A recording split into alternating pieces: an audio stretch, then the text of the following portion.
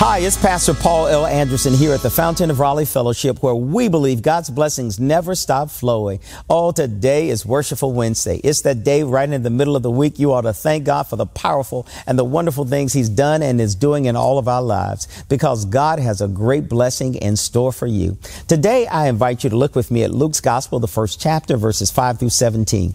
A very powerful message, a message that comes to us to let us know about a priest by the name of Zechariah. Zechariah was of the priestly order of Abijah. He and his wife Elizabeth were from the line of Aaron. But Zechariah was a very religious man, and God's eye carefully saw him, how he kept the Lord's commandments and all his regulations. However, he and his wife Elizabeth had not been able to conceive a child. They had now become very old. And one day when Zechariah was in the temple, as he was doing his priestly duties, he found out that while he was there burning the incense, and while he was there doing what he knew God had called him to do, he was committed to be there. He was there in the sanctuary, and the angel of the Lord appeared to him while he was standing at the altar with the incense, called him by name. He was shaken, and the angel told him, "Don't be afraid, Zechariah. Go home, because the Lord has heard your prayer, and your wife Elizabeth will give you a son, and you're going to name him John." Well, I'd be speechless too if I was standing in God's house and an angel came and spoke to me. I'm certain I would be like Zechariah. I would not have enough words to express to everybody what has happened. Zechariah finds out that he cannot say a word, and God does something. He goes home, and when he goes home, the Lord touches him.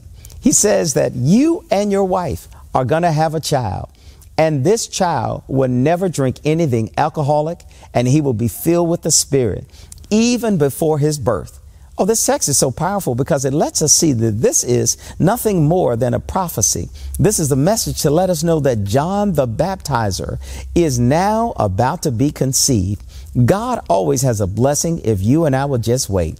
Well, Elizabeth and Zechariah did not get too anxious. They knew that God already had seen them. They were doing what they were supposed to do.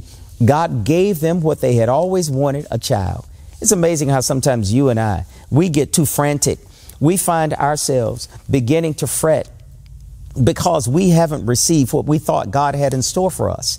In this passage, you and I must understand that God has a blessing for us if we would just hold out and wait on the Lord. Too oftentimes, you and I, we are so concerned about here and now. We want everything quick, fast, and in a hurry.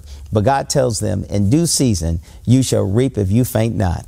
Oh, Zechariah and Elizabeth, they were minding their business, doing what God had called them to do.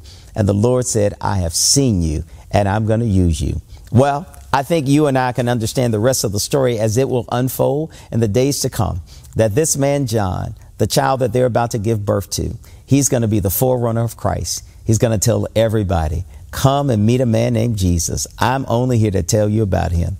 Today, Zechariah and Elizabeth were participants in helping to make sure the good news of the gospel is heard by all. Today, you and I have a part to make sure the good news of the gospel is heard by all. We might not personally be the ones to do it, but we can help somebody so that they will be the ones to share the good news of the gospel. May God bless you. May heaven smile upon you. You are exceedingly and abundantly blessed, and God has salvation for everybody. And I'll talk to you again on tomorrow.